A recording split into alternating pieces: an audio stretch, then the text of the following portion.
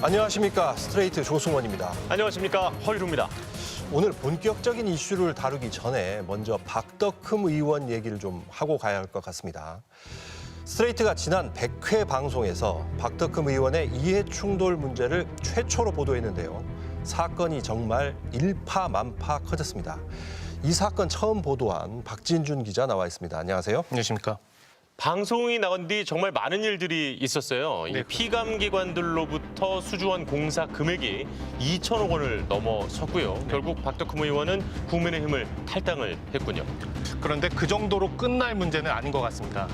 국회의원의 이해 충돌을 어떻게 막을 수 있을지 본격적인 논의는 지금부터 시작이라고 봐야 되겠죠. 그래서 박덕흠 의원 사건이 남긴 과제들을 잠시 짚어보도록 하겠습니다.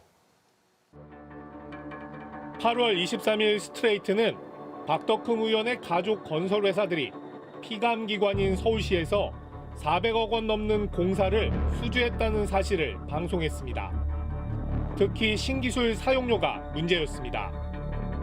공공기관이 공사를 발주하면서 특정한 신기술을 쓰라고 조건을 내걸면 그 신기술 특허를 보유한 건설업체는 경쟁 입찰도 하지 않고 앉아서 돈을 벌게 됩니다.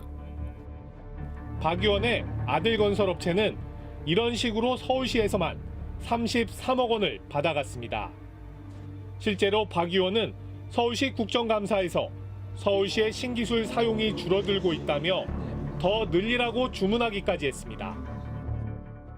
이제 건설 신기술이라는 게 있습니다. 우리 부시장님도 좀 잘 들어주시고요.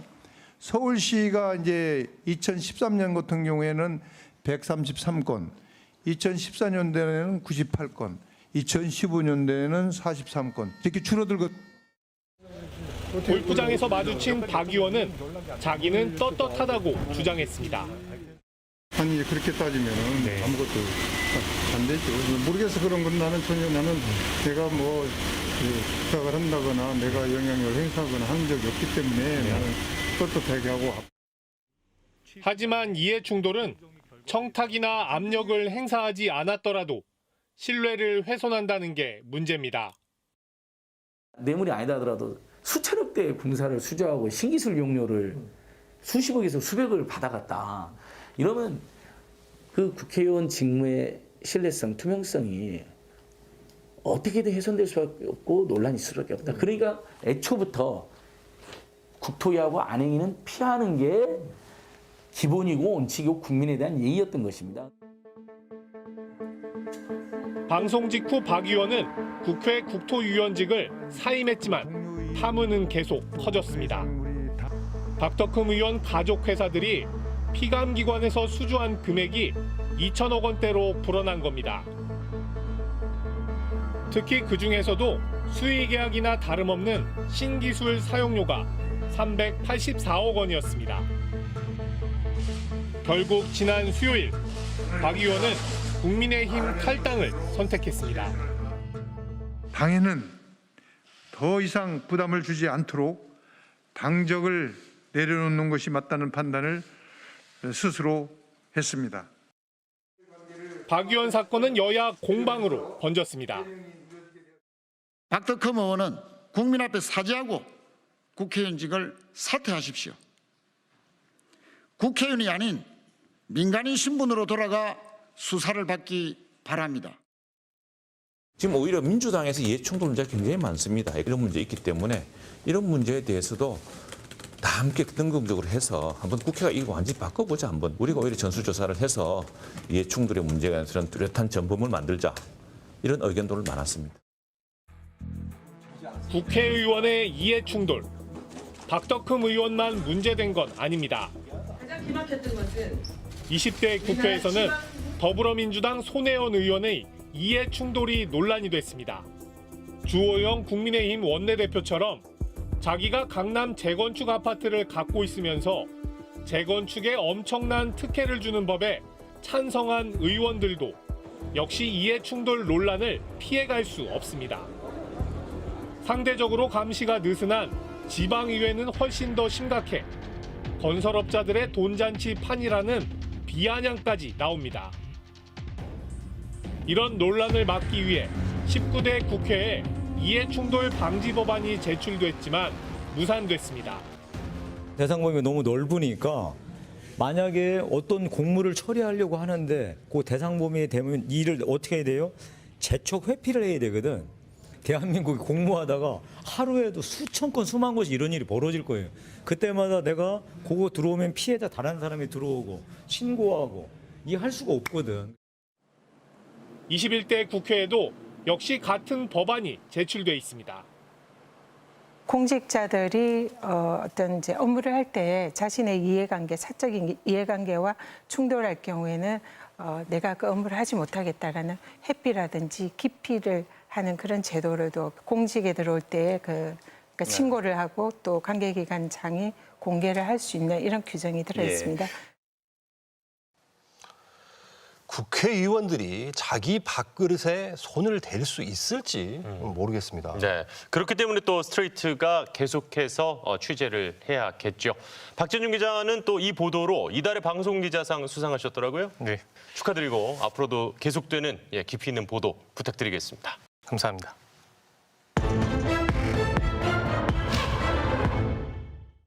그럼 오늘 주제로 들어가 보겠습니다. 곽승규 기자 나와 있습니다. 안녕하세요. 안녕하세요.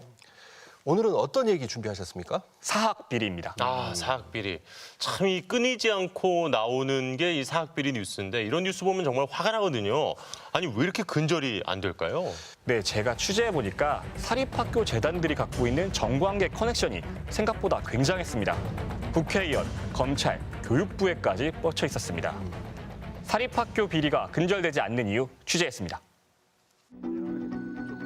1937년 설립된 서울기독대학교.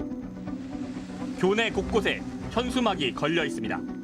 이단 행위를 한 손원영 교수의 복직을 반대한다는 내용입니다. 신학자인 손원영 교수에게 어쩌다 이단이란 딱지가 붙었을까? 4년 전 사건이 시작이었습니다.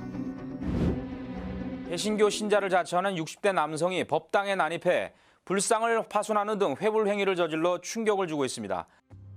2016년 경북 김천의 개운사. 개신교 신자 한 명이 스님을 마귀라 부르며 난동을 부렸습니다. 불상과 관음상도 훼손했습니다. 목사이자 신학자인 손 교수는 페이스북에 사과의 글을 올렸습니다. 타종교를 배척하는 기독교 근본주의에 대한 비판이 담긴 내용이었습니다. 이웃 종교에 대해서 배타적이고 우리 한국 문화에 대해서 배타적이고 그다음에 자기 자신만 챙기고 막 예컨대 교회 부흥을 관심을 둔다든지 세습에 관심을 둔다든지 이런 식으로. 손 교수는 법당 복구를 위한 모금 운동도 벌였습니다. 불교계는 손 교수에게 종교 평화의 마중물이라면서 고마움을 표했습니다. 하지만 정작 학교는 이걸 문제 삼아 손 교수를 파면했습니다. 모금 운동이 우상 숭배란 이유를 댔습니다. 2018년 12월 크리스마스를 앞두고 서울의 한 사찰에서 성탄절을 축하하는 법회가 열렸습니다. 손 교수가 여기서 강연을 했는데 예수는 육바라밀을 실천한 보살이라고 표현했습니다. 육바라밀은 불교에서 열반에 이르기 위한 6가지 실천 덕목을 말합니다. 종교 간 이해를 넓히자는 행사였으니 불교 용어를 빌려와 비유를 한 겁니다. 서울기독대는 예수는 보살이란 표현을 문제 삼아 이단 확인서를 2심 법원에 제출했습니다. 이단 확인서는 누가 발급해줬을까? 전광훈 목사가 이끌던 한기총이었습니다.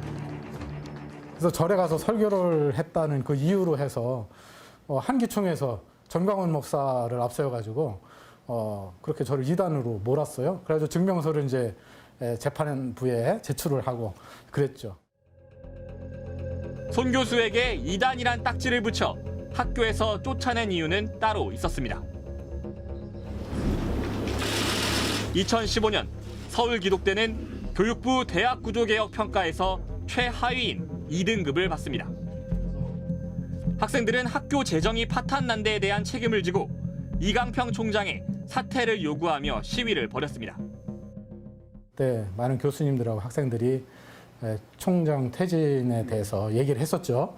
근데 그때 저도 거기에 이제 동참을 했었던 것이 총장 입장에서 이제 미움 거리가 됐던 것 같고 거기에 대한 이제 보복으로 제가 이제 그렇게 된 거죠.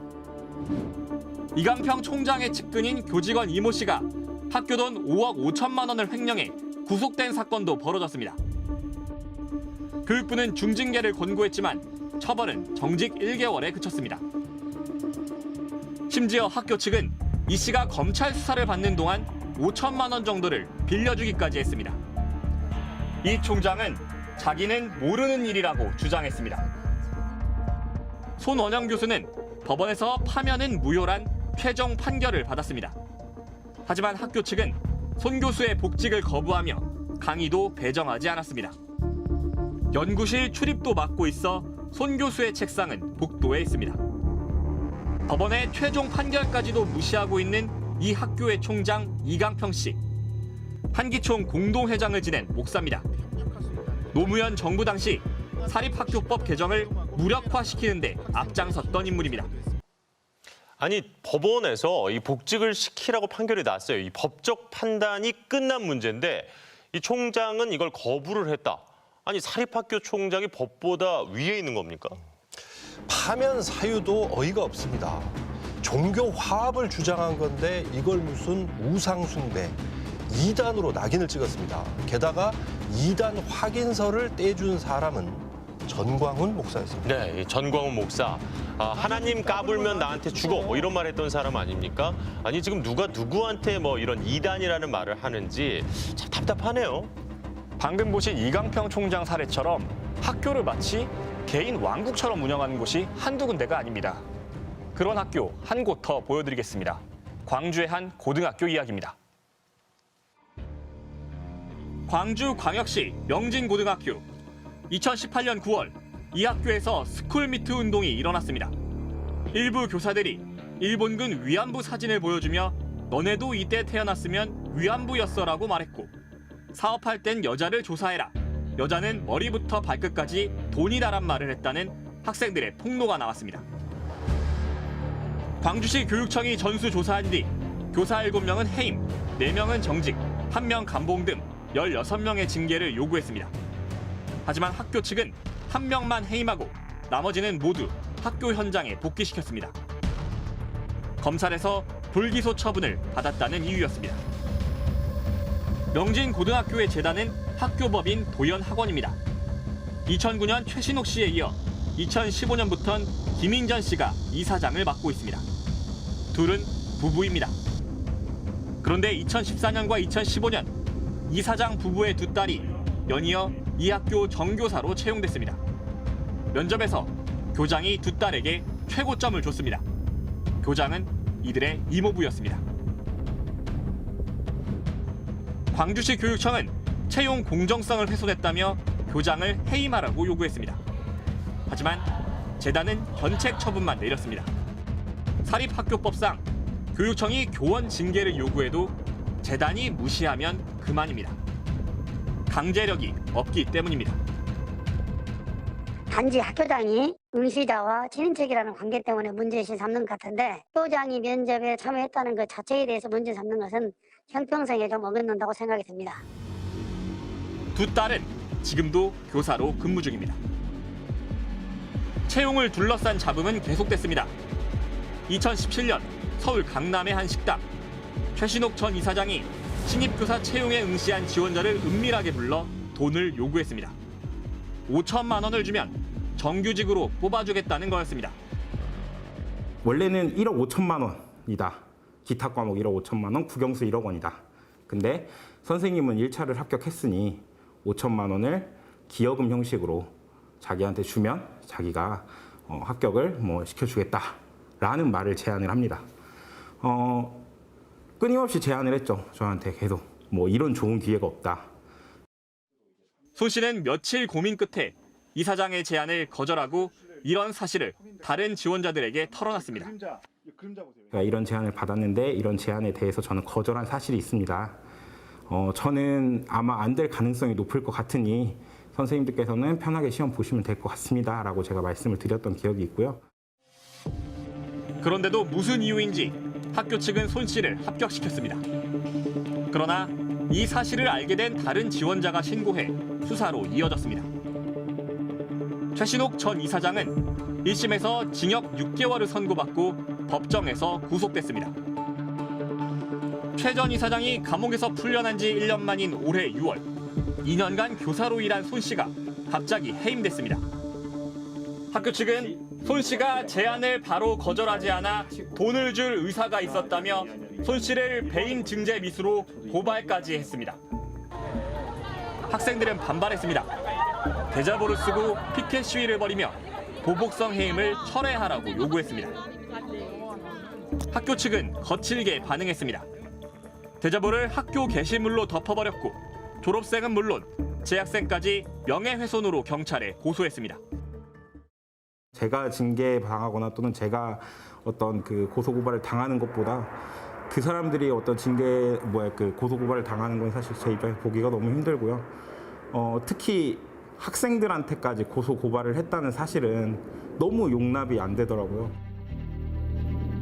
최신옥 전 이사장이 비리로 처벌된 건 처음이 아닙니다. 2016년엔 학교 돈으로 벤츠 S클래스를 구입해 차를 담보로 1억 원을 대출받아 마음대로 썼다가 교육청에 적발됐습니다. 최 전 이사장은 횡령죄로 징역 8개월에 집행유예 2년을 선고받았습니다. 그런데 이번엔 남편 김인전 이사장도 교육청 감사에 비리가 적발됐습니다. 법인카드로 호텔비와 병원비 등 1,500만 원을 개인 용도로 쓴 겁니다. 벤츠 S클래스 승용차는 학교가 있는 광주가 아닌 서울 상도동 이사장 집에 두고 썼습니다. 학교 측은 이사장이 중학교 설립을 위해 정치인들을 만나는 데 썼다고 해명했습니다. 김인전 이사장도 검찰의 수사를 받고 있습니다. 국회 교육위원회는 다음 달 국정감사에 김 이사장의 출석을 요구했습니다. 그런데 증인 채택을 추진하던 국회의원들의 사무실로 2주 전 전화가 걸려왔습니다. 후원금을 내겠다는 전화였습니다. 전화를 건 사람은 김 이사장의 부인, 최신옥 전 이사장이었습니다. 저희하고 이제 통화를 하고 난 다음에 교육상임위에 소속돼 있는 다른 의원실에도 또 전화를 하셨다고 하더라고요. 그래서 근데 너무 놀라운 거는 전화를 하셔서 의원실에 자기가 후원금을 내시겠다고 하셨다는 거예요. 아니 이분은 모든 걸 다 돈으로 해결하시려고 하는 분이구나. 최 전 이사장은 억울함을 호소하기 위해 면담을 요청했다. 기부금을 내진 않았다고 해명했습니다. 국회의원들이 국정감사 증인 채택을 추진하니까 후원금 얘기를 꺼내면서 일종의 로비를 시도한 거 아닌가 싶습니다. 네. 정말 뭐 돈이면 다 해결할 수 있다고 생각을 하는 걸까요? 학생들에게 성희롱 발언을 했던 교사들은 마치 아무 일 없다는 듯이 교단에 다시 서게 되고, 그리고 또 이 이사장 부부 학교 돈을 가지고 최고급 승용차 벤츠를 산 다음에 이걸 가지고 또 담보대출을 받았어요. 참 참신한 수법입니다. 네.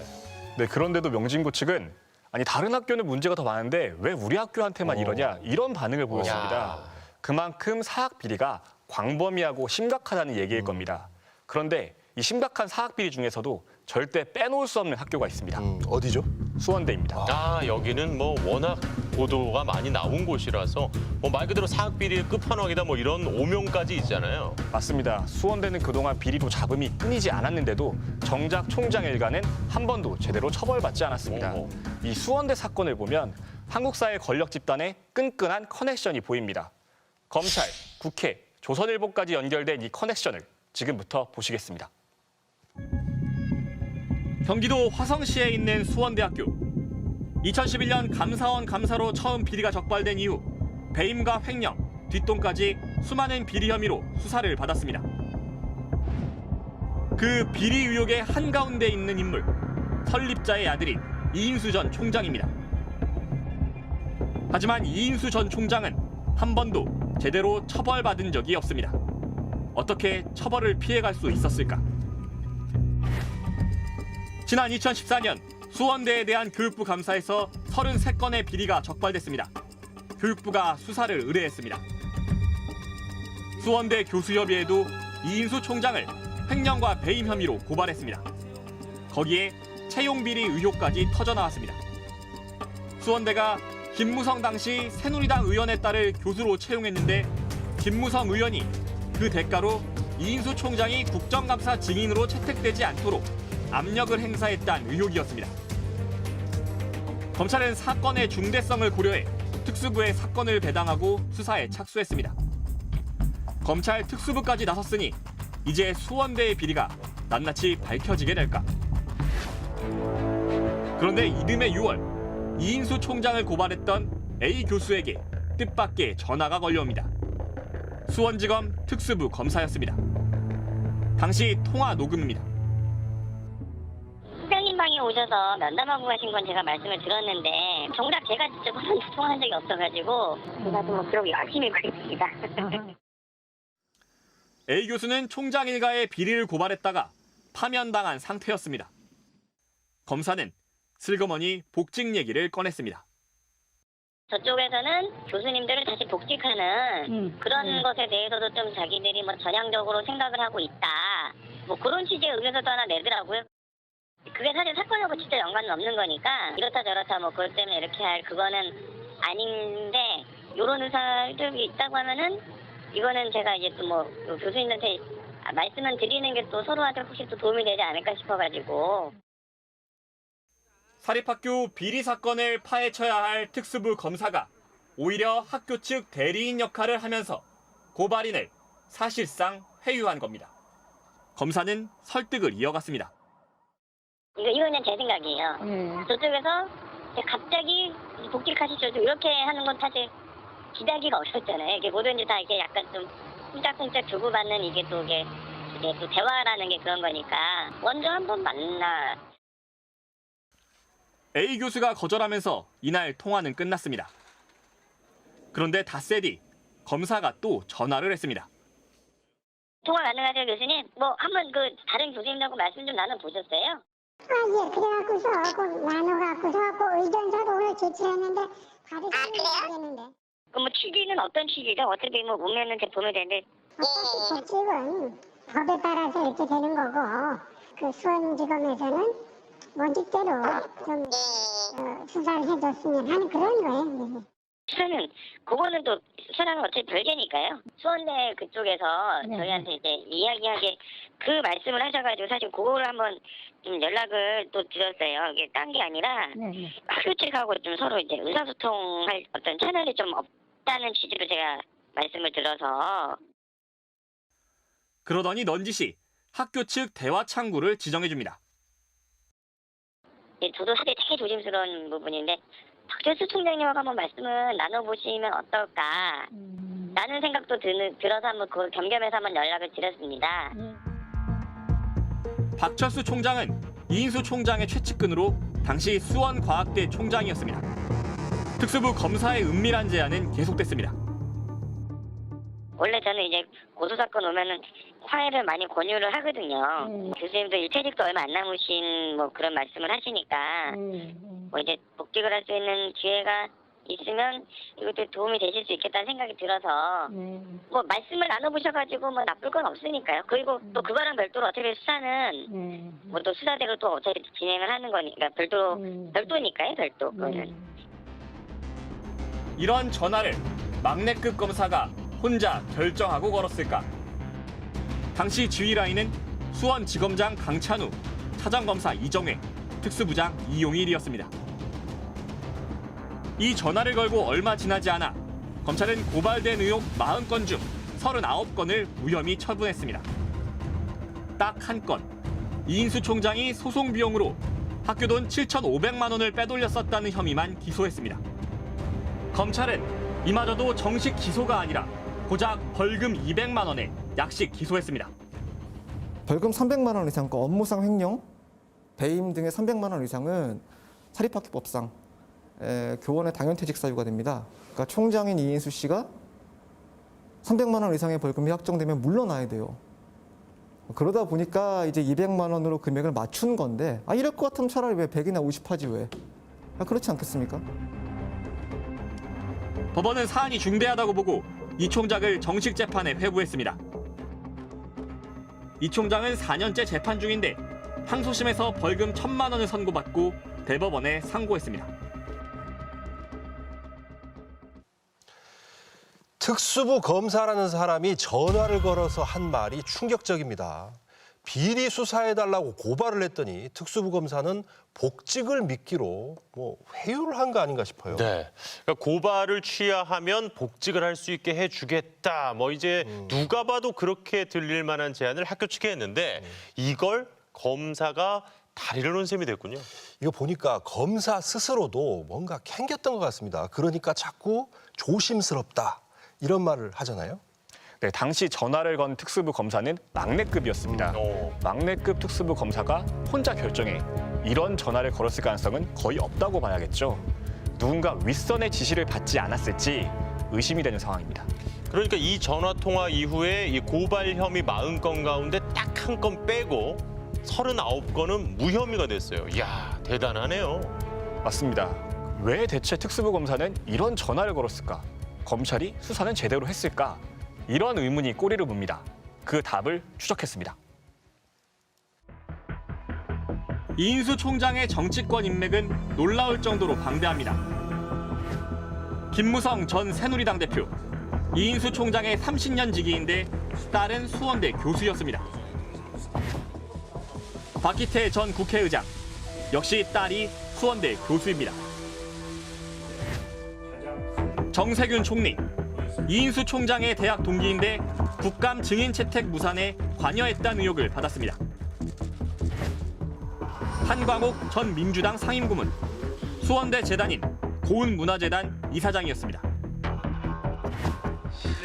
방상훈 조선일보 사장, 이인수 총장의 사돈입니다. 검찰 쪽 인맥은 어떨까? 이인수 총장은 경수사랑에 공을 들였습니다. 경수사랑, 경기도와 수원 지역 기관장들 모임입니다. 이 총장은 이 모임에서 역대 수원지검장들과 대대로 친분을 쌓았습니다. 용인은 또 법무연수원 있지 않습니까? 네. 예, 그러다 보니까 이제 법무연수원장까지도 왔다 갔다 했다고 하더라고요. 예. 지난 2010년 이 총장은 수원지검 수사형집행정지 심의위원회 위원장으로 위촉됐습니다. 형집행정지 심의위원회는 법조, 의료, 시민단체 등 전문가들로 구성되는데 비전문가, 그것도 법조인이 아닌 사람이 위원장이 된 건 매우 이례적입니다. 당시 이 총장을 위촉한 사람은 박영렬 수원지검장. 박영렬 검사장은 퇴직한 뒤 이인수 총장이 수원지검의 수사를 받게 되자 이 총장의 변호인으로 변신했습니다. 이인수 총장을 수사하던 강찬우 수원지검장은 박영렬 전 지검장의 직속 후배였습니다. 전관 검사장이 변호인으로 변신해 후배 검사들을 상대로 이 총장의 방패막이로 나선 겁니다. 특수부가 어떤 곳인지는 다 아시지 않습니까? 0.1%의 그러니까 검사를 주장해 0.1%의 확률만 있어도 압수수색을 들어갑니다. 근데 수원대 케이스 같은 경우에는 이 특수부가 압수수색 한 번을 하질 않아요. 한 번도 압수수색을 하지 않습니다. 수사 결과 40건 중 39건이 무혐의 처분을 받았습니다. 대표적인 게 TV조선 불법 투자 혐의입니다. 수원대는 종편 개국 당시 50억 원을 투자해 TV조선의 지분을 사들였습니다. 수원대 이인수 총장의 큰딸과 조선일보 방상훈 회장의 차남 방정호 씨가 부부 사이니까 한마디로 사돈집에 통 크게 투자해 준 겁니다. 그런데 이 돈은 수원대가 받은 기부금이었습니다. 교육 목적으로만 써야 하는데 이걸 사돈집에 투자한 겁니다. 감사원은 불법이라고 보고 회수 조치를 내렸습니다. 당시 이인수 총장의 부인인 고은학원 이사장 최서원 씨가 감사원 감사에서 쓴 확인서입니다. 교육 목적이 아닌 수익사업 목적으로 조선일보 종합편성채널 컨소시엄 사업에 50억 원을 사용했다고 시인했습니다. 이어 조속히 수원대 회계로 되돌려 학교의 시설비, 교육비, 장학금 또는 연구비에 사용하겠다고 약속했습니다. 사실상 불법을 시인한 겁니다. 하지만 검찰은 무혐의 처분했습니다. 불기소 처분서를 보니 재단 일일 뿐 자기와는 무관한 사건이란 이인수 총장의 주장을 그대로 옮겨 적은 뒤 반박할 증거가 없다며 면죄부를 줬습니다. 이 정도면 이건 뭐 검찰이 대놓고 봐준 거 아닙니까? 네. 그리고 지금 수원대가 TV조선에 50억 원을 투자했던 일, 이 사건은 지금 아직 안 끝났잖아요. 그렇습니다. 불법 논란이 계속되니까 TV조선이 50억 원을 주고 주식을 다시 사갔습니다. 문제는 당시에 이 주식이 과연 50억 원의 가치가 있느냐는 건데요. 이게 또 문제가 돼 검찰에서 수사를 하고 있습니다. 네. 그러니까 원금 보장이라면은 이건 이제 방송법 위반이 되는 거고, 만약에 원금 보장이 아니라면 TV조선 경영진의 배임이 되는 거네요. 만약 방송법 위반이라면 종편 허가가 취소될 수도 있는 매우 중대한 사안입니다. 그런데 이 사건을 지금 1년째 검찰이 붙들고 있잖아요. 네, 이 와중에 윤석열 검찰총장과 방상훈 조선일보 사장이 따로 만났다는 그런 보도도 나왔어요. 이 사건은 정말 제대로 수사하는지 지켜봐야 할 것 같습니다. 그리고 수원대 비리 꽤 오래된 문제인데 왜 아직 해결이 안 되는 겁니까? 결국 문제는 허술한 사립학교법 때문입니다. 감시도 처벌도 모두 느슨합니다. 개혁이 필요하지만 기득권의 저항은 강력합니다. 2017년 수원대 교수협의회 공동대표였던 장경욱 교수는 총장 일가의 비리를 교육부에 제보했습니다. 교육부는 감사에 착수했습니다. 그런데 얼마 뒤 제보자가 장경욱 교수였다는 사실이 공개됐습니다. 교육부 직원이 제보자를 수원대 측에 알려준 사실이 드러났습니다. 저는 너무너무 놀랐어요. 네. 그런데 그 사람이 그 순간에 부탁을 받아서 줬을까요? 아니죠. 오랜 유착 관계가 있었던 거죠. 장 교수의 제보는 대부분 사실로 확인됐습니다. 이인수 총장이 아버지 장례식과 추도식 비용 2억 원을 학교 돈을 빼내 사용한 사실. 기부금 등 100억 원이 넘는 돈을 학교 돈이 아니라 재단으로 빼돌린 사실이 교육부 조사로 드러났습니다. 결국 이인수 총장은 2018년 해임됐습니다. 그 즈음 장경욱 교수가 성추행을 저질렀다고 주장한 익명의 글이 학교 SNS에 올라왔습니다. 학교 측은 곧바로 대대적인 조사에 착수해 장 교수를 해임하고 고발했습니다. 학생들이 그런 어떤 피해 사례가 접수가 되면 당연히 학생 얘기 듣고 또 교수가 연결되면 그 당사자를 불러서 물어보죠. 그런 프로세스가 전혀 없었어요. 전혀 없었고. 장 교수는 2년 4개월 동안 수사를 받은 끝에 결국 지난달 대검에서 최종 무혐의 처분을 받았습니다. 수원대 사건은 지금도 진행형입니다. 이인수 총장은 물러났지만 측근이 현 총장이고 부인은 현 재단 이사입니다. 장 교수 등 학교 비리를 공익 제보했던 교수들은 여전히 해직 상태입니다. 사립학교 재단이 갖고 있는 교원 징계권은 교육부도 손댈 수 없는 무소불위의 권한입니다. 징계 의결 요구, 징계위원회의 임명, 징계 처분 모두 학교법인 이사회의 권한이다. 이것은 검사가 수사하고 기소하고 재판하고 집행까지 하는 꼴이다. 이것은 사립학교 이사장이 무소불위의 권력을 휘두를 수 있는 핵심적인 권한이다. 이러한 시스템에서 괘씸죄에 걸린 사람은 징계를 피할 방법이 없고 이사장에게 충성한 사람은 징계를 할 방법이 없다. 이게 핵심이라고 봅니다, 저는. 사립학교는 개인 재산이니 간섭하지 말란 사립학교들. 정말 그럴까? 사립학교들은 매년 국민 세금 14조 원이 지원됩니다. 하지만 이 돈을 제대로 쓰고 있는지 감시하긴 쉽지 않습니다. 이사진도 감사도 자기 마음대로 선임하기 때문입니다. 이 문제를 해결하기 위해 외부 감사를 선임하는 법안이 지난해 국회에 발의됐지만 통과되지 못했습니다. 국회 교육위 법안 소위부터 자유한국당 곽상도, 전희경 의원이 반대하고 나섰기 때문입니다. 사학의 자율성을 침해할 수 있다는 이유에서였습니다. 그래서 노무현 정부 때 보수 세력이 총결집해 좌절시킨 사립학교법 개정을 다시 추진하자는 움직임도 있습니다. 학교 이사회에 친인척 이사 비율을 낮추고 친인척은 학교장을 못하도록 막는 안, 감시자 역할을 하는 개방이사를 늘리고 비리재단의 복귀 금지 기간을 늘리는 안입니다.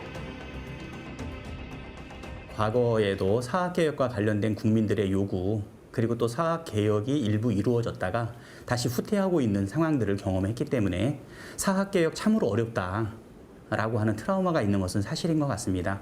이것도 결국은 국민적 합의와 동의를 기초로 해서 국민의 압박, 국민의 요구에 여야 의원들이 사실은 여기에 부응할 수밖에 없는 것 아닌가. 스트레이트가 박덕흠 의원 말고도 최근에 고발한 의원이 또 있습니다. 더불어민주당 이상직 의원입니다. 네, 그런데 공교롭게도 박덕흠, 이상직 이 두 의원이 소속 정당에서 탈당을 했습니다. 물론 이 배지는 그대로입니다.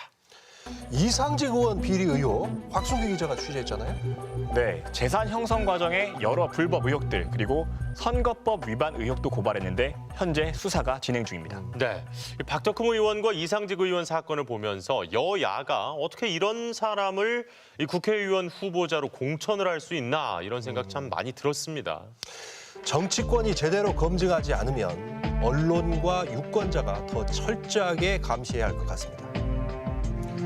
끈질긴 추적 저널리즘 탐사기획 스트레이트. 저희는 추석 연휴에 이어 한 주 더 쉬고 10월 18일에 다시 찾아뵙겠습니다.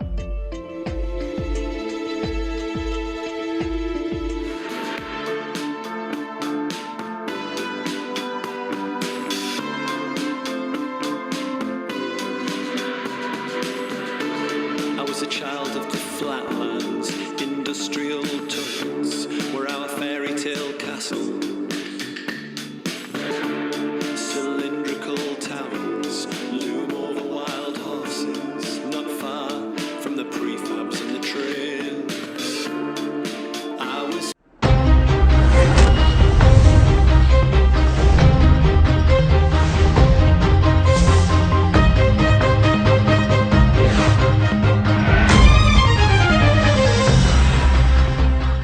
네, 취재 뒷얘기를 전하는 끈질긴 수다 저널리즘 스트레이트 후 오늘 17번째 방송입니다. 서유로 MC, 조성원 MC, 그리고 오늘 취재 담당한 곽승규 기자. 네, 저는 스트레이트 팀장 김현국입니다. 오늘 사학비리 문제를 다뤘는데 정말 이거 오래된 문제잖아요. 제가 개인적인 얘기 카메라 출동 때 얘기하는 거죠. 제가 90년대 후반, 2000년대 이때 초반에 MBC에 카메라 출동 다 아실 거예요.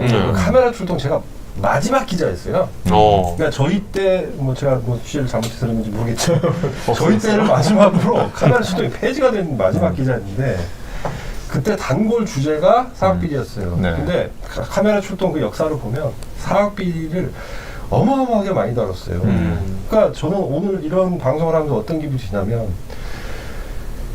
저보다 한참 선배들이 그때부터 사학비리 취재를 하고 저도 카메라 출동 기자를 할 때 사학비리 취재를 여러 번 했습니다. 20년 가까이 흘러서 또 하고 있는 거예요. 그러니까 이게 세월이 바뀌고 강산이 몇 번 변하는데도 안 바뀌는 거죠. 아직이 없다. 오죽하면 당시에 카메라 출동 선배들이 왜 우리 취재하다가 아이템이 없을 때 있잖아요. 그러면 뭐라 그러냐. 야, 뭔 아이템을 고민해. 학교 한 군데 찾아봐. 학교 한 군데 그냥 뒤져. 그럼 다 나와. 그 정도로. 그 정도로. 그래서 저도 그래가지고 고발도 당하고 사학비리 취재하다가 그랬습니다. 그러니까 그만큼 이 사립학교들의 비리, 이걸 둘러싼 커넥션이 끈끈하고 강고하다는 뜻이잖아요. 한국 사회 기득권. 안 바뀐다는 얘기예요. 안 바뀐다. 제일 처음에 다뤘던 학교가 서울 기독대 학교입니다. 이게 서울 은평구에 있는 학교라고요? 맞습니다. 사실 큰 대학은 아닙니다. 가까이 가서 보면 이제 약간 대학이 맞나 싶을 정도로 좀 작은 캠퍼스가 작은 학교이고요. 500명 정도밖에 안 되니까 학생들도 학부생이 그러니까 크진 않은 학교인데 이제 이 학교에서 이제 말 그대로 이제 들어가면 바로 현수막이 붙어 있습니다. 이제 손원영 교수는 2단이고 이렇게 학교에서 붙인 거죠. 학교 측에서 교단 측으로 일단 주로 돼 있습니다. 여기 그리스도교 교회 협의회 그쪽에서 이제 교단에서 이렇게 교단에서 재단을 운영하는 그런 학교군요. 네, 종교재단. 그럼 여기서는 뭘 배우는 거예요? 여기를 나오면은 이제 목사님이 될 수 있는 뭐 신학 교육 같은 거를 주로 하는 학교. 뭐 신학도 있고요. 신학뿐만 아니라 다른 이제 과들도 일반 있습니다. 학과들? 몇 개도 있습니다. 성남 심리학 뭐 이런 것도 하고요. 찾아보니까 예전에 승마하시는 분을 교수로 2분을 영입하려다가 사진 적도 있더라고요. 보니까 정유라 사건 터지면서 그때 좀 약간 말로 신학을 전파하겠다. 말 타는 걸로 그런 일도 있었던 것 같습니다. 맞습니다. 네. 자, 근데 여기 총장이 이강평 목사란 분이에요. 맞습니다. 이분이 보니까 자주 등장했던 분이에요. 전광훈 목사하고도 상당히 친분이 있고 한기총 공동회장을 지내신 분이더라고요. 네. 명예회장도 맡고 계시고 아무튼 뭐 그 전에도 이제 사학법 개정 이제 2005년에 됐다가 2007년에 재개정될 때 이제 재개정할 때 한기총 임원이셨고요. 기본적으로 이제 굉장히 오랫동안 한기총에서 맡고 있는 중요한 직책을 맡고 있는 인물이시죠. 네. 지난번 우리 정광훈 목사 편에서 얘기했던 것처럼 그때 지금 말씀하신 바로 그 시점에서 사학법 개정을 아주 강하게 반대를 했던 곳이 또 이쪽 보수 기독교 그때 임원이셨으니까. 네. 뭐 딱 다 있는 분이네요. 사실 그 사학법 개정과 관련해서는. 본인의 이해관계가 걸려있는 사안이 그러네요. 자기 문제지. 자기 문제죠. 20년이거든요. 총장으로 계시는 기간이. 거의 직업이죠. 총장이 직업이네요. 20년. 보통 총장은 한 뭐 2, 3년, 뭐 3, 4년 뭐 요 정도 하면은 물러나는 보통 임기도 있고 그렇죠. 또 직선제도 많이 하잖아요. 그리고 이제 교수 협의회, 뭐 교수 회의, 뭐 이런 데서 이제 투표 통해서도 많이 뽑잖아요. 근데 이 손원영 교수님이요. 이분도 목사님이잖아요. 그렇죠. 네. 이분도 목사님이시구나. 목사이자 이제 신학자이자. 그렇죠. 아니 근데 저는 좀 의외가 안 갔던 게 뭐 물론 제가 그 종교의 신자가 아니기 때문에 그런 건지 모르겠는데 그 절의 이제 불교 신자분들을 상대로 그 언어를 이용해서 이제 말하자면 예수님의 좋은 말씀을 칭찬을 한 거잖아요. 근데 그 용어를 썼다는 이유로 이단이라고 평가를 해버리면 이건 무슨 말도 못하는 거 아닙니까? 그리고 그 자리 자체가 불교에 이제 내서 만든 자리인데 크리스마스가 그렇죠. 예수님 탄신을 축하하는 자리예요. 그러니까 이제 덕담? 초대받아서 종교가 정말 화합과 대화를 서로 위해서 덕담을 해주는 서로 자리거든요. 덕담하고 이제 그런 자리인데 이제 거기서 이제 불교 용어를 쓰는 거를 계속 지금 문제를 삼고 있는 거죠. 근데 사실은 그 배경에는 총장의 비리 또는 그렇죠. 총장의 문제점을 계속 고발하고 사퇴를 촉구하니까 이단으로 몰아서 그냥 잘랐다는 거 아닙니까? 지금 그쵸. 이제 배경을 찾아보면은 이게 과연 이것 때문에 했을까라고 의심되는 게 이제 있는 거죠. 그렇기 때문에 그 전에 이제 밉보인 거 아니냐. 아니 한 해 예산이 80억밖에 안 되는 회사가 이 학교가 그린벨트 땅을 50억을 주고 샀어요. 그러니까요. 학교 재정이 거의 파탄될 지경인데 이 정도면. 이게 당시에 뭐 2009년, 10년 이때 같은데요. 이게 그린벨트를 사면서 한 이제 나중에 결국에 고발이 됐습니다. 근데 결론부터 말하면 어쨌든 면죄부를 받긴 했는데 당시에 이제 9억 정도 하는 이게 가치로 근데 그거를 90억 정도 주고 이제 샀다는 거예요. 고발 내용을 보면은 그리고 50억을 먼저 냈고요. 40억은 이 학교가 원래 이사를 갈 예정이었거든요. 은평 뉴타운 쪽으로. 그러니까 이제 부지를 매각해서 남는 돈으로 40억을 한다. 근데 문제는 이 40억 중에서 20억을 이강평 총장이 있는 교회로 가는 요런 식의 내용이 이제 고발이 접수가 된 거고요. 일종의 리베이트군요, 그러니까. 네네네네. 근데 그게 이제 고발 내용이었는데 그게 어쨌든 이제 뭐 증거 불충분 이런 걸로 이제 했고 그리고 또 이제 50억 이 계약 단계에서 이미 교육부 감사가 들어와서 걸렸어요. 이제 조그만 학교에서 이렇게 큰 돈을 잘못 썼기 때문에 그래서 그 뒷일이 벌어지지 않았죠, 실제로. 그렇죠. 그러니까 사전에 차단이 돼가지고 못한 거고 미수에 그쳤군요. 뭐 의도는 어땠는지 어쨌든 뭐 결과적으로 이어지진 않았습니다. 자, 그리고 광주에 있는 고등학교 명진고등학교요. 이 학교가 여학교라면서요? 네, 이제 뭐 보통 여자 고등학교는 이제 써 있잖아요. 무슨 여고 무슨데 여기는 그냥 명진고지만 실제로는 여학교입니다. 저는 보면서 이 학교 학생들이 참 대단하다는 생각을 했습니다. 뭐 스쿨 미투 운동도 미투 운동이지만 교사가 부당하게 해임되자 피켓팅도 하고 대자보도 붙이고 또 SNS에 글도 올리고 학생들로선 참 용기 있는 행동이잖아요. 저희가 이제 그 명진고 반론들로 한번 광주 내려갔었는데 저희 다녀오고 나서 다음 날인가 또 이제 또 집회가 열렸더라고요. 그래서 이제 뭐 교장 선생님이 이런 걸 좀 막으려고 해서 이제 학생들이 여기에 대해서 좀 반대되는 입장도 밝히고 뭐 이런 상황입니다. 아니 근데 저는 그 명진고 학교 측 반응이 너무 웃겼던 게 왜 우리만 갖고 그래? 그래서 제가 참 이걸 좀 말씀드리기 그런데 그게 그냥 우리만 학교 그런 게 아니라 학교 이름도 찍어줘요. 그래서 여기 저쪽 학교에 땡땡 학교 가시지 왜 여기 왔냐고. 이렇게 거기 가면은 거기가 더 심한데 이렇게 뭐 제보 아닌 제보도 하시고 되게 옛날 카메라 출동 상황이랑 비슷하네요. 비슷한 저 학교 가나 이 학교 가나 어디에 가든 비리가 있는. 저 불만제로 할 때 그런 거 많이. 그렇죠. 어디 이제 큰 기업에 무슨 큰 제품 문제 있어가지고 가면. 왜 우리한테만 이러세요 이러면서 거기 그것도 좀 한번 보세요 이러면서 얘기하거든요 사실. 근데 이 학교 이사장 부부 가장 인상적인 건 벤츠로 깡을 한다고 했습니다. 흔히 우리끼리 하는 표현으로 깡이라 그러죠. 깡. 이게 보통 이제 뭐 학교 차를 이제 개인이 쓰고 이런 거는 좀 있어도 이거 유용 대출 정도는 담보로 하는 거 이걸 처음 보시지 않았나요? 그러니까 처음 봤어요. 그러니까 학교 돈을 빼서 벤츠를 산 다음에 그걸로 다시 담보. 그런 참신합니다, 쪽으로는 스토리 진짜 참 이거. 이 학교 돈 빼돌리는 쪽으로는 그러니까. 굉장히 비상한. 이게 보통 그 학교 돈을 가지고 약간 이제 횡령을 해가지고 그걸로 뭐 자기 개인적인 뭐 집을 사는데 보탰다거나 뭐 차를 사는데 보탰다거나 이런 경우는 사실 뭐 종종 봐왔죠 우리가. 근데 이거를 이제 담보대출을 그 차를 잡아서 한 1억 정도를 땡기셔서 그 현찰을 이제 본인의 이제 어쨌든 생활하시는데 쓰셨다는 거는. 그것도 놀라웠고 사실 또 한 가지 놀라운 거는 여기 이사장이 이제 교사에게 뒷돈 요구했다가 전 이사장. 네네. 징역 6개월 실형을 살고 나오잖아요. 맞습니다. 학교에서. 네네. 근데 학교는 그 교사를 너도 돈 받으려고 했잖아. 그러면서 배임 증제 미수죄로 또 고발을 해요. 돈을 주려고 했잖아 이런 거예요. 바로 거절을 안 하고 이제 제한이 왔는데 고민하게 되지. 사람. 고민하기도 되고 또 일단은 이분은 어쨌든 자기가 이 제한을 안 받으면 손해를 보니까 좀 시간을 끌고 그냥 일단 이런 상태였는데 이제 그게 이제 학생을 가르칠 자격이 없다 이래가지고.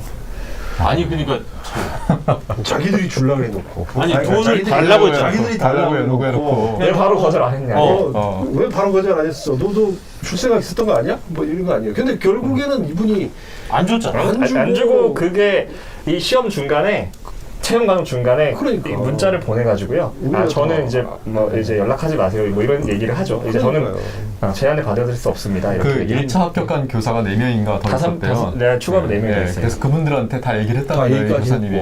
사실은 나한테 이런 제안이 있었는데 내가 거절했다. 그래서 나는 안 될 것 같다. 당신들도 좀 알고 있어야 될 것 같다. 그래서 그분들 중 한 분이 이 사건을 제보를 한 거예요. 그렇죠. 그래서 나중에 구속이 됐는데 공교롭게도 이 최 전 이사장 이분이 재판을 받고 할 때까지는 어쨌든 학교에 이 선생님도 계속 다니셨잖아요. 바로 해임을 안 했잖아요. 그렇죠.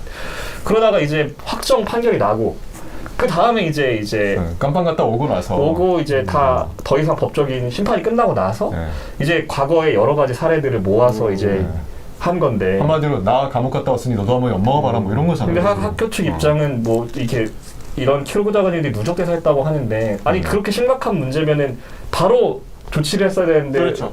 굉장히 오해의 소지가 있는. 이건 뭐 누가 보더라도 약간 보복성의 느낌이 강하게 나잖아요, 사실. 그리고 어쨌든 학생들이 이렇게 반대 의사를 표명을 했을 정도면 학생들에게는 또 나름의 신망을 쌓으셨던 선생님이라고 볼 수 있을 것 같은데 이건 참 학생들 입장에서 얼마나 자기가 내 학창 시절에 내 고등학교에서 내가 좋아하던 선생님이 이런 일을 당하는 걸 봤을 때 자라나는 청소년들이 이 기득권들을 보면서 어떤 생각을 할지 생각해보면 또 참 교육의 현장에서 이게 뭐 하는 짓인가 싶어요. 사실 저희 세대는 학교 다닐 때 다 이런 일들을 조금씩 겪어본 세대들이야. 학교가 그만큼 비리가 뿌리 입고 오래됐다는 얘기죠. 수원대학교 얘기를 좀 가볼까요? 역시 이제 끝판왕은 그렇죠. 예. 네, 보통 사학비리 했을 때 양대 산맥으로 꼽힌 게 이제 상지대랑 그렇죠. 이 수원대인데 결정적인 차이가 있어요. 이 상지대 이제 김문기 이사장님이 다 아시죠. 이제 뭐 옛날에 근데 정치 국회의원 하다가 이제 구속도 되고 근데 이분은 결국에는 어쨌든 심판도 받았고 그렇죠. 증인으로도 국감 때 부를 수 있어요. 그리고 관선이사도 나중에 네네. 그 지금은 이제 학교가 정상화가 됐고 근데 수원대는 그게 아무것도 해당이 안 됩니다. 국감 증인을 3년 연속 피해갔다는 거예요. 무산시켰다는 거 아니에요? 그래가지고 나중에 이 이인수 총장 이 재판 과정에서 국회의원들이 단체로 탄원서를 써요. 그러니까 51명인데 그때 정의당 7명, 그 다음에 민주당 44명 해가지고 처벌 좀 해달라고. 왜냐면 증인 같은 걸 너무 채택이 안 되니까 본인들도 답답해가지고 그렇게 많은 국회의원이 서명한 탄원서 저도 처음 봤는데, 그러니까 봐달라는 탄원서가 아니라 처벌을 해달라는. 그러니까 냉정하게 봐달라라는 탄원서를 그런 냈거든요. 거 단체로 서명도 했습니다. 네. 근데 여기 정치인들 인맥을 보니까 되게 야, 화려합니다. 예. 보통 세더라고요. 자기 아들, 딸들을 수원대 교수로 채용시켜 놓고 그렇게 이제 발목 잡히니까 수원대를 위해서 뭔가 하지 않을 수 없는 약간 이런 분위기더라고요, 보니까. 지금 어쨌든 가장 대표적인 게 그 김무성 전 대표 아니겠습니까? 네네네. 가장 뉴스에도 많이 나왔던. 그때 당시에 굉장히 큰 이슈가 또 됐었죠. 네네. 왜냐면은 그분이 이제 32살, 비교적 좀 나이가 젊은 나이에. 어리고 이제 뭐 자격 조건 미달 논란도 있었거든요. 그래서 이제 또 공교롭게도 국감 증인 출석 바로 2달 전인가 채용이 되셨어요. 맞아요. 그러니까 기간 자체가 그러니까 좀 오해의 소리가 대가성이 있었고. 있어 네네네. 보이는군요, 딱 시기가. 근데 어쨌든 간에 검찰에서 무혐의. 검찰은 무혐의 했습니다. 처분했고. 네. 근데 이 수원대 사건을 검찰이 무혐의 처분했다는 건 좀 다시 들여다볼 필요가 있을 것 같아요. 이 사건을 보니까. 참. 정세균 총리 얘기도 나와요, 또? 네, 이제 정세균 총리 같은 경우는 어쨌든 간에 국감에서 증인을 이제 채택했다가 이제 포기한다고 해야 되나요? 그리고 나 이제 증인을 막는 과정에서 당시 여당 새누리당에서 이제 김무성 대표가 주도했다는 거고 반대로 이제 야당에서도 당시 야당. 뭐 그렇게까지는 아니지만 네. 그래도 뭐 좀 적당히 해라 뭐 약간 이런 식으로 얘기가 있었다는 그 소문이 있었고 실제로 그 기사를 한겨레신문이 썼습니다.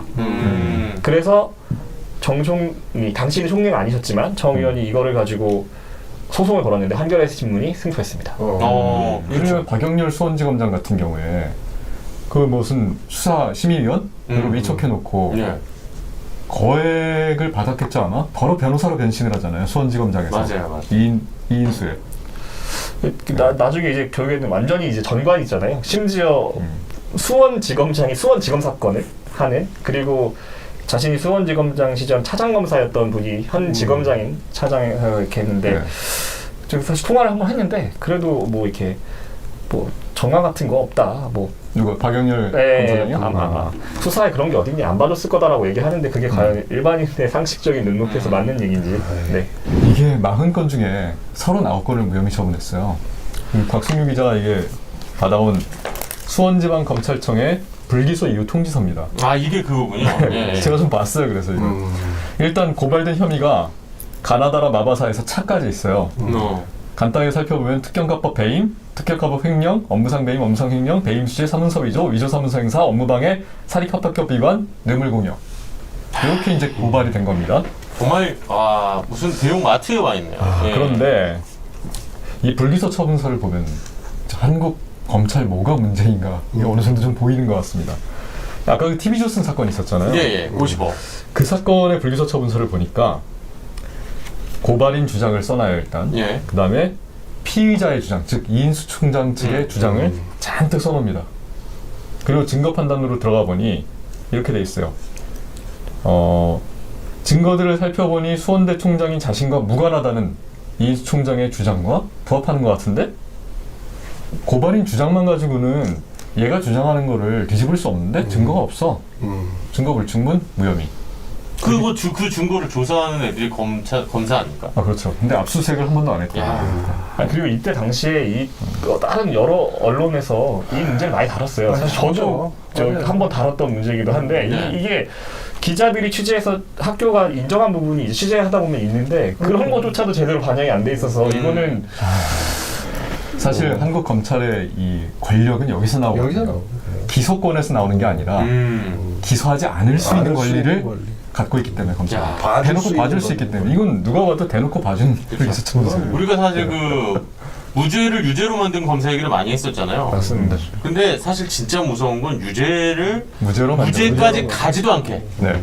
아예 기소를 안 법정에서 안 보내는. 네, 법정에서 안 보내는. 유죄 자체가 안 되게 만들어 버리는 게 진짜 무서운 것 같아요. 사실은 여기서 검찰의 권력이 나오는 겁니다. 전관이든 뭐든 뭐 커넥션이든 돈이든 다 이걸 매개로 나오는 거죠. 검찰의 진짜 힘은 이런 데서 나오는 거예요. 불기소를 시킬 수 있다는 게 진짜 무섭네. 이 사건도 40건 중에서 39건 그런 식으로 말씀하신 것처럼 다 불기소하다가 한 건만 눈치 봐서 했는데 그것도 벌금 약식기죠. 정식 재판을 해부를 안 했어요. 그래가지고 오죽하면 재판부가 야 이건 아니다 싶어서 통상회부로 해가지고 결국에 넘어가서 그제서야 재판이 진행됐습니다. 근데 검찰청이 한번 이렇게 불기소 처분하고 항고 재항고 거쳐서 끝나면은 그냥 끝이에요 그걸로. 그렇죠. 여기도 그런 표현이 나와요. 다른 검찰청에서 이미 불기소 처분했기 때문에 우리는 이거 들여다볼 필요도 없다. 각하 이런 얘기도 나와요. 그러니까 검찰의 불기소권이 얼마나 무서운지를 알 수 있어요, 정말. 검찰 개혁이 시급합니다. 아니, 그래서 공직자 비리 수사처 하자는 거 아니에요? 그렇죠. 공소권을 독점할 수 없도록. 하여튼 수원대 사건은 많은 걸 좀 생각하게 하는 사건인 것 같습니다. 예. 네. 그리고 저는 그거 한번 짚고 넘어갔으면 좋겠어요. 사실 그 50억 원 얘기는 우리가 조금 더 쉽게 후에서 얘기를 좀 해주셨으면 좋겠는 게 그렇죠. 그게 이제 저도 아까 그 스튜디오 매트에서도 말씀을 드렸지만 사실 지금 양수 겸장 상황인 거거든요. TV조선 입장에서는 그렇잖아요. 두 개가 걸려 있으니까 네. 둘 다 그러니까 이거를 피하려면 이게 걸리고 그렇죠. 이거를 피하 이거 걸리는 거. 그거에 대해서 설명을 조금 우리 그러니까 지금 해주시면 좋을 것 같아요. 그거는 양수겸장이 아니라 진퇴양난인데요. 그렇죠. 네. 지금 그러니까 수원대가 이 교비를 이용해가지고 이 사돈 일가인 저기 TV조선에 출범할 당시 지분을 샀지 않습니까? 50억을. 근데 그게 부적절하고 일단 교비로 했고 그래서 계속 이제 교육부에서 조사할 때마다 빨리 너네 원상복구해라 하니까 50억 원에 TV조선을 다시 사갔어요. 근데 문제는 이게 2017년 말에 요런 이제 내게 나와서 실제 계약이 2018년 초에 이루어졌는데 그때 당시 TV조선의 요 지분 가치가 50억이 안 됐던 겁니다.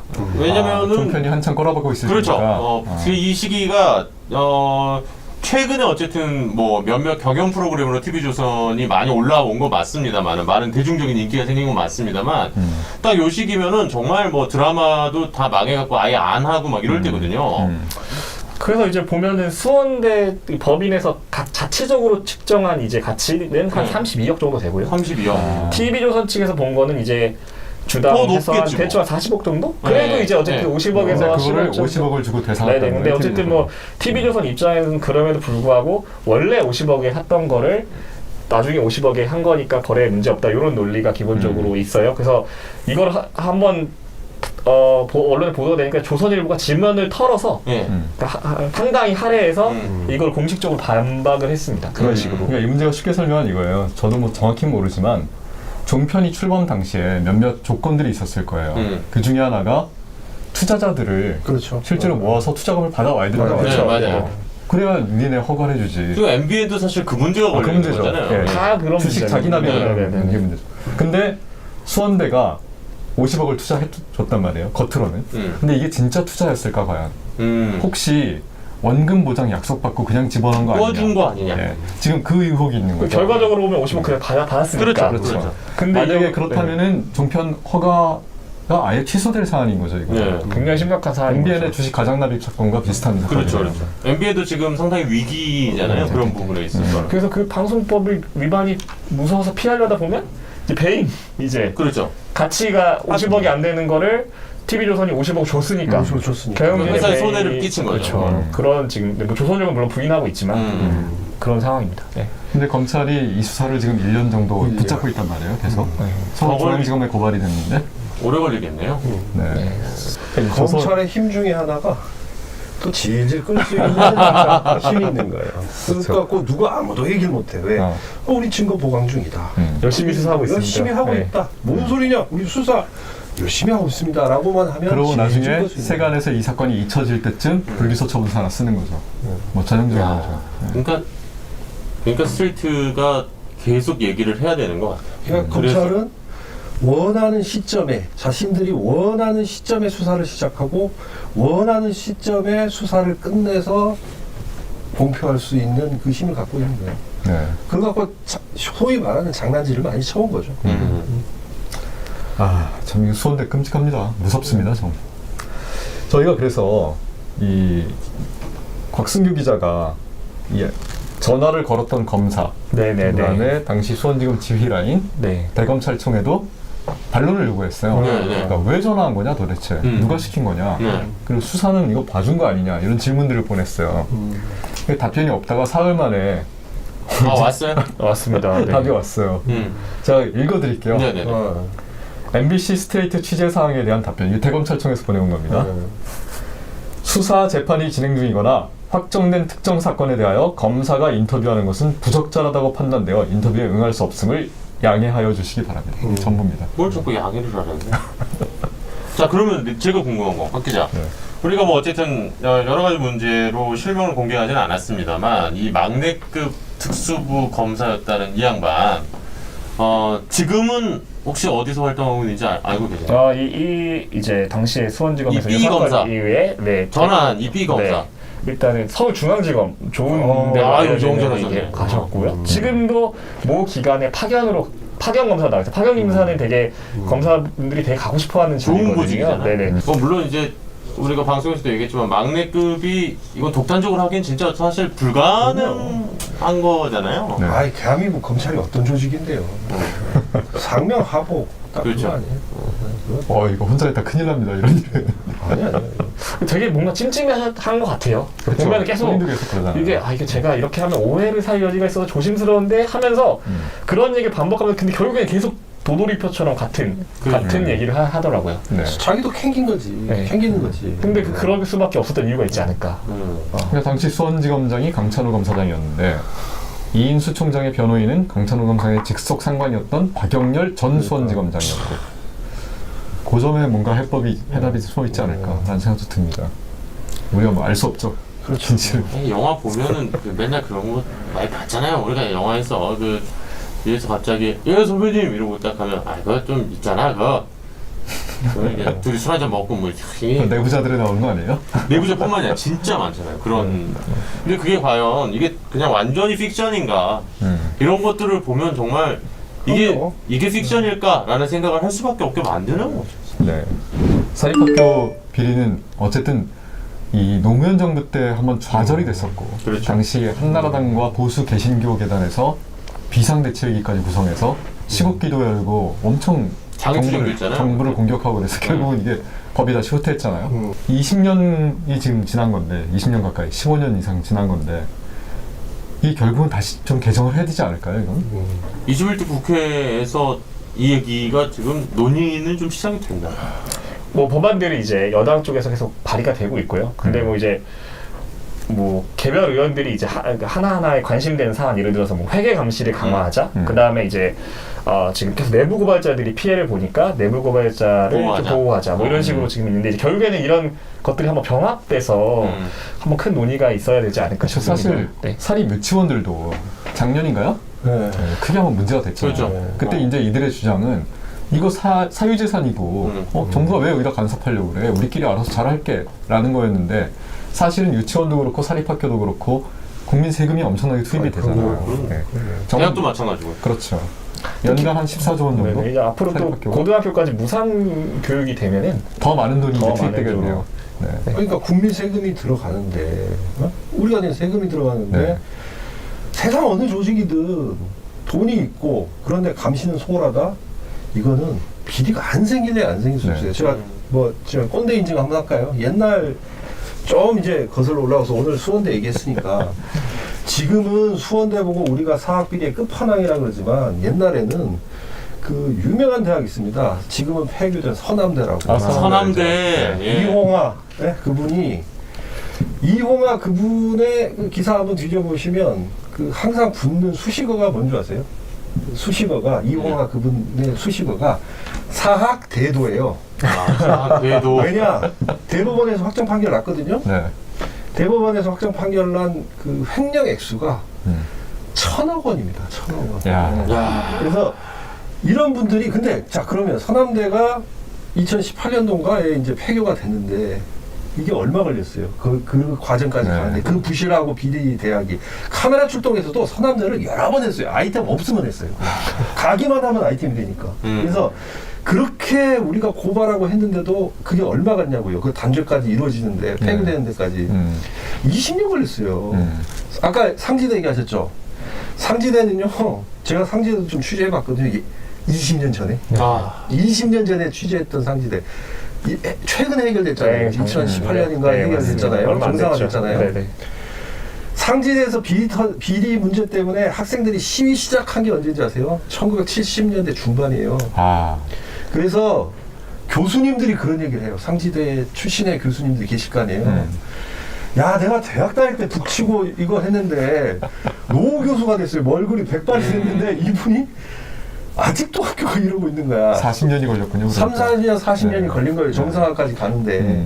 심지어 아까 그 김문기 이사장 구속된 게 YS 때예요. YS 때. YS 때 구속됐다가 그래서 한동안 학교 떠나 있다가 다시 돌아왔었잖아요. 박근혜 정부 때 총장으로 돌아왔어요. 총장으로 돌아와서 그거 다시 쫓아내는데 또 학생들 머리띠 메고 싸워야 했잖아요. 그러니까 사학 비리는 우리 이런 사학법 이런 문제들의 허술한 점들 때문에 이렇게 오래 가요. 사실 이게 끈질겨요, 아주. 국회에도 강고한 커넥션이 있기 때문에 이 사립학교법이 계속 개정이 안 되고 저 모양인 거 아닌가 싶습니다. 저희가 아는 유명한 국회의원들도 사학 집안 사람들 많잖아요. 너무 많죠. 예. 너무 많죠. 나무 의원도 계시고. 예. 뭐 그리고 뭐 이거 장모 의원도 계시고 뭐 집안에서 학교 하시는 또 여유 있는 분들 많으니까. 그렇죠. 조국 전 장관도 참 사학 집안이에요. 그렇죠. 네. 네. 그러니까 진짜 사학들이 많군요. 정말 그 우리 조승원 기자께서 사실 그 유명한 MBC의 그 사회부의 고인물이잖아요. 사회부 고인물이신데 정말 20년 전 상황이 아직도 전혀 나아지지 않았다는 건 참 직접 취재를 또 하셨던 입장에서 더 기분 나쁘죠. 그런 학교들은 100% 똑같아요. 비리가 터진 학교들은 이게 방송용으로 속칭 우리들끼리 얘기하는 그림이 된다는 게 뭐냐면 학교 자체가 이 부실해요. 그러니까 이 부실하다는 게 스산해 좀 카메라만 갖다 대도 거의 폐허 정도. 책상 걸상부터 다르다니까요. 그렇지. 일반 정상적인 대학이랑 그렇게 관리가 안 돼요. 왜? 그거 다 빼먹었으니까. 아니 수원대만 해도 지금 재단 유보금 전입금이라고 하나요? 네. 3,500억을 쌓아놓고 있다면서요. 4위입니다. 네. 아 전체 우리나라 4위? 사학 중에서 그러니까 이 학생들 등록금 받아서 교육에 투자하지 않고 재단에 그냥 쌓아놓고 있는 돈. 언제든 빼돌릴 수도 있는 가능성이 있는 돈. 아니 3,500원이면 그걸로 이자 놀이만 해도 되겠네요. 그러니까요. 이게 보니까 1위가 어디예요? 홍익대. 홍대. 네. 홍대, 연대, 이대, 수원대, 고대. 나름 또 그 서울에 있는 또 유명한 학교들이 되게 많네요. 네, 이게 아무래도 뭐 이화여대, 이게 많이 먹으려면 등록금도 많이 받아야 되고 학생들이 많은 규모여야 되잖아요. 수원대는 그 정도 규모는 또 아니잖아요. 수원대 근데 생각보다 되게 큰 학교입니다. 그래요? 10,000명 정도 돼요, 재학생이. 꽤 크군요. 그게 사실 뭐 종합대학이라서 예체능 계열까지 다 있고요. 근데 이제 그거에 대한 투자가 제대로 안 돼가지고 이제 학생들이 시위도 하고 그래서 등록금 반환 소송도 승소한 적이 있죠. 일부 승소긴 하지만. 사례군요. 이거. 네네네. 이게 결국은 다 학생들의 피해로 돌아오는 거죠. 맞아요. 그리고 이게 학생들의 피해라고만 하기에는 대학 등록금이 너무 비싸요. 그렇다 보니까 이거는 학생들 개개인에 대한 피해라기보다는 그 집안, 그렇죠. 그 등록금을 어쨌든 빌리든 뭐 도와주시든 아니면 학생들이 정말 휴학까지 해가면서 아르바이트를 해서 공부에 매진해도 부족할 시간에 이 등록금을 벌기 위해서 투잡, 쓰리잡 하는 학생들이 얼마나 많습니까? 그러니까 이런 사립학교의 그 등록금 문제라든지 이런 비리 문제는 정말 그 학생 한 명 한 명의 문제가 아니라 그 집안, 그 가족의 제일 큰 문제 중에 하나가 되는 거예요. 그뿐만 아니라 사실은 우리 모두의 문제기도 하죠. 공교육이라는 걸 위해서 우리는 세금을 내잖아요. 그렇죠. 그 세금이 다 사립학교들에도 투입이 되는 거고. 그렇죠. 그 돈 어떻게 쓰이는지 우리는 잘 모르는 거예요. 그걸로 이제 벤치 사가지고 대출 받고. 와우. 야, 그건 뭐 당분간 제가 본 최근에 가장 그 돈 빼돌리는 수법 중에 최고봉 중에 하나인 것 같아요. 네. 정말 대단했어요. 춤으로 있는 감독님들이 요것도 아마 좀 영화 또 나오니까 인용하실 것 모티브로 같아요. 삼아서. 모티브로 삼아서. 자, 우리 마지막으로 이상직 의원 얘기 잠깐 해볼까요? 네. 저희가 이제 박덕흠 의원을 고발했고 그 바로 직전에 우리 곽승규 기자가 이상직 의원도 한번 고발하는 기사를 스트레이트에서 내보냈습니다. 공교롭게도 며칠 전에 두 의원이 나란히 다 탈당을 했어요. 네. 스트레이트 데스노트 같아요. 어쨌든 뭐 아까 말씀하셨지만 탈당해서 어쨌든 무소속이랑 배째는 갖고 있다. 또 그게 또 현실이죠. 네. 근데 뭐 그쪽 당들 입장에서는 제명 탈당 뭐 특히 이제 지역구 같은 경우에는 제명을 시켜봤자 그렇죠. 어차피 의원직은 유지가 되기 때문에 뭐 비례 같은 경우에는 당이 제명을 시키면 이제 의원직이 상실이 됩니다만 이상직 의원 보니까 그 다 해결하고 내가 돌아오겠다. 네. 아비베. 아직도 되게 자신감이 되게 있으시더라고요. 말투에서. 근데 뭐 최근에 가장 뜨거웠던 논란은 이제 위장 이혼 아니냐 이게 제일 사실은 그렇죠. 뭐 이미 여러 언론에서 보도됐지만 이제 총선 때 이렇게 막 승리하고 환호할 때 옆에 계시던 분이 알고 보니까 이혼 분이었다. 전처신 거죠. 근데 이게 저희가 보도할 때 이 전처한테 회사 돈이 한 4억 6천만 원 정도 갔거든요. 그 얘기가 있었어요. 네, 그러니까 근데 이상직 의원이 자기가 대주주로 있는 회사에서 4억 넘게 빼돌려서 부인한테 양육비로 보낸 거예요, 미국으로. 근데 그도 이혼한 부인한테. 근데 그게 뭐 그 분이 거기 계실 줄 몰랐어요. 당선 순간에 바로 옆에서 함께 만세를. 네. 이혼해서 정말 이제 따로 떠오시진 않았는데 그때 저희가 보도했던 건 이제 그런 식으로 회사 돈을 대주주 쪽으로 이제 다 빼돌렸는데 정작 대주주인 이상직 의원은 처벌되지 않고 형인 대표이사를 맡고 있던 형만 처벌됐다는 게 이제 그 기사였습니다. 맞습니다. 그래서 거기 판결문에도 재판부가 이거 분명히 이득은 이상직이 다친 거였는데 왜 얘를 왜 기소를 안 했지? 뭐 이런 거예요. 판결문이. 어떻게 보면 거기서도 이제 검찰 수사가 제대로 되는 게 사실 좀 상당히 의문스러운 부분이 있죠. 그렇죠. 지금 그리고 사실 어쨌든 현역 의원 뭐 당을 탈당했다고는 하지만 현역 국회의원이다 보니까 검찰 수사라든지 뭐 이렇게 소환이라든지 이런 거 하기도 사실 쉬운 상황은 아니잖아요. 그래서 뭐 본인이 진실을 밝히고 돌아오시겠다고 했으니까. 아까 저희 기사 클로징에도 썼지만 여야가 다 왜 이런지 모르겠습니다. 아니 이 탈당할 때 한쪽에서 탈당으로 꼬리 자르지 마 이랬는데 그 다음날 또 이쪽이 탈당하니까 똑같은 논평이 나오더라고요. 애초부터 공천을 좀 철저하게 검증을 하고 이런 분들을 걸러내야 되는 게 공적 정당이라면 당연히 좀 해야 될 의무가 아니겠어요? 사실 이번 총선 21대 총선 같은 경우에는 준연동형 비례대표제 때문에 워낙 뭐 비례대표와 관련해서는 또 이렇게 검증을 제대로 할 시간이 서로 부족했던 문제가 분명히 있었습니다만은 이분들은 다 지역구잖아요. 지역구고 이제 김웅물 의원 같은 경우도 그렇고 그리고 이제 또 최근 그 재산 신고를 축소해서 신고를 해서 지금 문제가 되는 게 이제 조수진 의원이라든지 뭐 이제 이런 분들 지금 많이 나오고 있잖아요. 검증을 좀 진짜 제대로 좀 하셨으면 좋겠다. 그 지역구 같은 경우에는 경쟁자가 있으니까 서로 검증이라도 하잖아요. 상호 검증이라도 하는데 비례대표 같은 경우에는 왜 저 사람이 우리의 대표지 싶은 사람들이 거기 가서 큰 소리를 더 치고 계신단 말이에요. 그 대우 볼 때마다 뭐지? 약간 이런 생각을 진짜 많이 하게 되는 거예요. 저들이 제대로 검증하지 않는다면은 스트레이트가 해야죠. 그리고 우리 유권자분들께서도 눈 부릅뜨고 같이 감시해 주시기 바랍니다. 뭐 그 말은 이제 막 취재를 끝낸 곽승국 기자에게 더 고생해라라는 팀장의 따뜻한 이야기로 들립니다. 다음 기사는 더 좋은 기사로. 외워놓고 있습니다. 정말 불편한 마음이 상당히 불편합니다. 지금 끝났는데 끝난 것 같지 않아요? 추석 연휴는 잘 쉬시고요. 저희도 2주 쉬니까. 그 사이에 또 아이템 잡아와요. 그렇죠. 더 좋은 기사 만들어 오겠죠. 시간도 많이 주니까 이제.